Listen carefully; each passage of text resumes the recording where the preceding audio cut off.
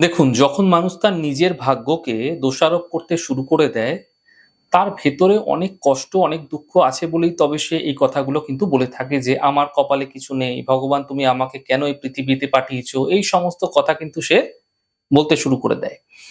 দেখুন, মানুষের ভাগ্য যখন সাথ দেয় না, ভাগ্য শুয়ে পড়ে, তখন আশেপাশে আপনি কাউকে পাবেন না। কেউ আপনাকে হেল্প করতে আসবে না। তার মানে কি হচ্ছে? ভাগ্য আপনার ঘুমিয়ে পড়েছে, ভাগ্য আপনার শুয়ে পড়েছে।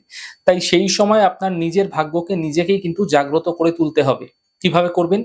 একটি চমৎকার উপায় আপনাদের জানাচ্ছি। খুব সহজ উপায়, খুব সুন্দর উপায়, খুব সাধারণ উপায়। আপনি যদি আপনার জীবনে সত্যিই কোনো পরিবর্তন চাইছেন, কোনো ভালো পরিবর্তন দেখতে চাইছেন, তাহলে ৪৩ দিন এই প্রক্রিয়া আপনাকে কিন্তু করতেই হবে। দেখুন, ধানতেরাসের দিন থেকে ৪৩ দিন যেকোনো সময়, সকালে হোক, বিকালে হোক, দুপুরে হোক, যখন হোক, যেকোনো সময় কোনো গোমাতাকে সাধ্যমতো আলু খাওয়ান।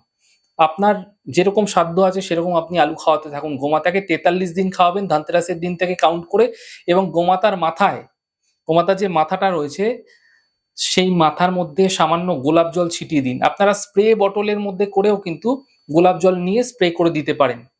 এই ছোট্ট প্রক্রিয়া মাত্র ৪৩ দিন আপনারা করুন, আর দেখুন আপনার জীবনে যে খারাপ থেকে খারাপ সময় আপনি ফেস করছিলেন, ৪৩ দিন পর থেকেই আপনার জীবনের চাকা কিন্তু ঘুরতে শুরু করবে। আপনি নিজেই অবাক হয়ে যাবেন এবং আপনি ধীরে, ধীরে ফিল করতে পারবেন যে আপনার ভাগ্য যে শুয়ে পড়েছিল, সেই ভাগ্য কিন্তু জাগ্রত হতে শুরু করবে। আপনি এই ক্রিয়াটি একবার করুন, ভীষণ ভালো ফল মানে আপনারা পাবেনই। আপনার ভাগ্য আগের মতো তীব্র গতিতে ছুটতে শুরু করবে। তবে এই প্রক্রিয়াটি ধানতেরাসের দিন থেকে কিন্তু শুরু করতে হবে আপনাকে।